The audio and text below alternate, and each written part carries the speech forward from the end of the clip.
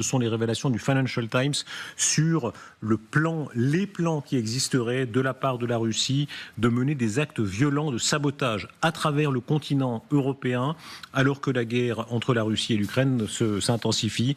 Les agences de renseignement, notamment les Allemands et d'autres, confirment ces faits et avertissent leur gouvernement que la Russie a déjà commencé à préparer des bombardements secrets, des incendies criminels, des dommages aux infrastructures, directement ou par le biais d'agents, de mandataires.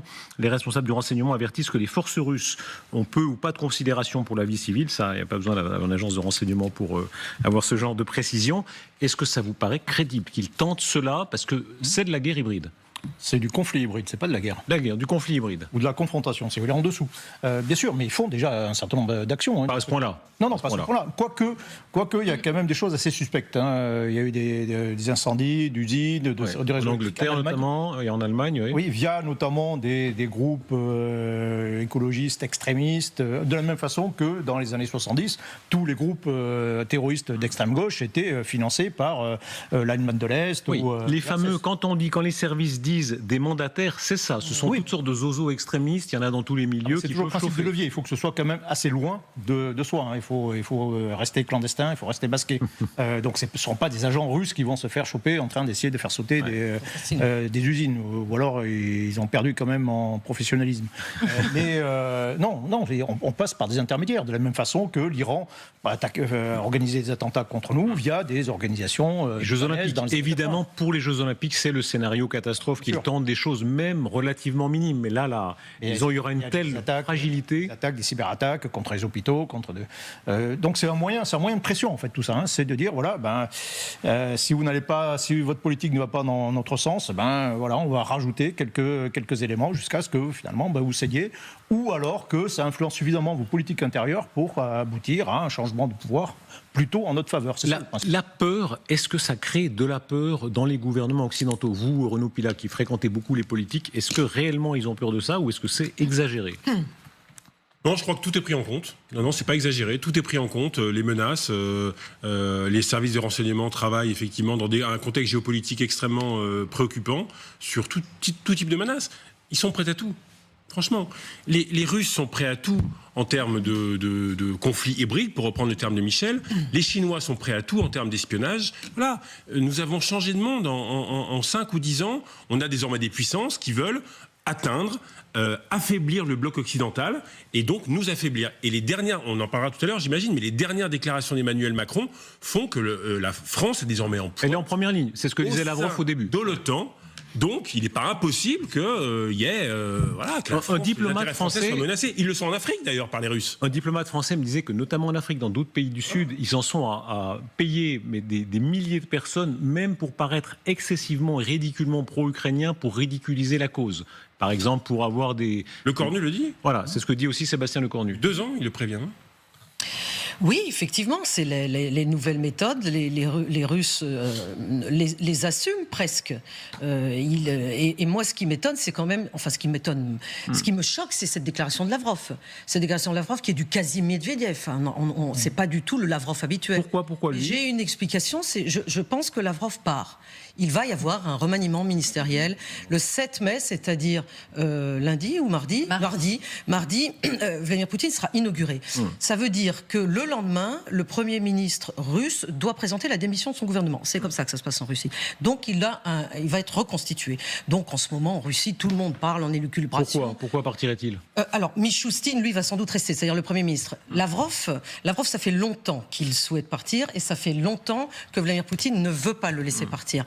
Mais ce genre de déclaration, à mon avis, que Lavrov ne l'aurait pas faite s'il restait. Donc, à mon avis, ça sent le départ. Alors, on verra ce qu'il en est. Vous savez, je pense qu'ils sont vraiment très énervés, les Russes. Si Lavrov, parce que c'est pas Medvedev alcoolique, Lavrov, c'est quand même quelqu'un de sérieux. Oui. S'il s'est permis de dire les choses pareilles, ça veut dire qu'ils sont vraiment dans une crise incroyable et qu'ils sentent que la fin approche. Parce que... Il faut rappeler, vous avez raison, que dans la première version, il avait eu ce petit rire, n'est-ce pas? Quand dans un couloir, on lui avait dit trop au sol, il s'était contenté d'un petit ricanement.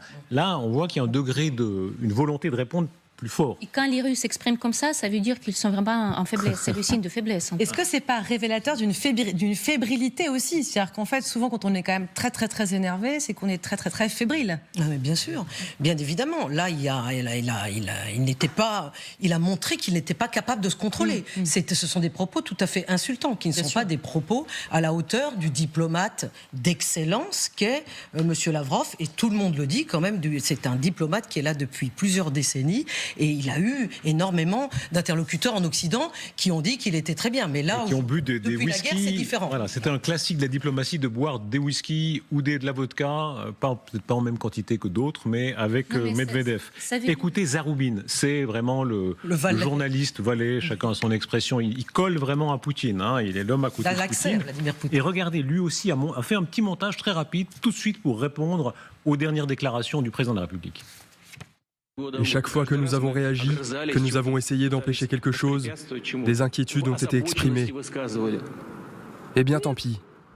Nous ferons ce que nous pensons être juste. 1, 2, 3, 4, 5. 5 vagues d'expansion. Le fait est qu'il n'y a nulle part où se retirer. Ils nous ont poussés jusqu'à cette ligne, mais il n'y a aucun endroit où aller. Où sommes-nous censés aller? Ils nous ont mis dans un tel état que nous devons leur dire ce que nous voulons. Nous devons leur dire d'arrêter. Voilà, cette espèce de petit best-of que très rapidement, le Kremlin, Zaroubine, c'est la même chose en réalité, ont très vite monté pour répondre en quelque sorte à Emmanuel Macron.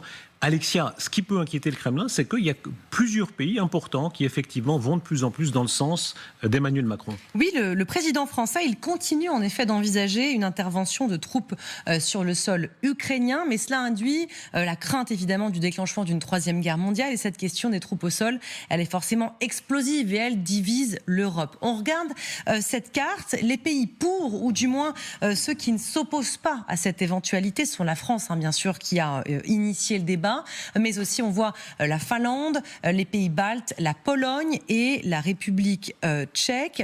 La Pologne, elle a réagi hier, estimant qu'il était juste de mettre Vladimir Poutine dans une situation où il n'est pas sûr de ce que ferait l'Occident.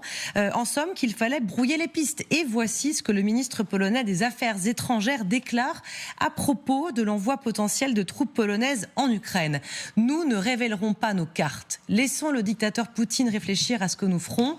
Nous consacrons la plus grande partie de notre PIB à l'OTAN, à la défense, 4%, et nous pourrons dépenser davantage l'année prochaine.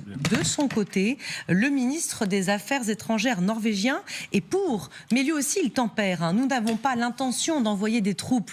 Je ne pense pas que beaucoup de pays l'aient envisagé, mais d'un autre côté, à très long terme, je ne pense pas qu'il faille exclure quoi que ce soit par principe. La Norvège a d'ailleurs proposé aujourd'hui d'augmenter son budget de la défense de 83% d'ici à 2036. Il est question aussi de moment, vous allez le voir, du bon moment, en tout cas pour la Finlande.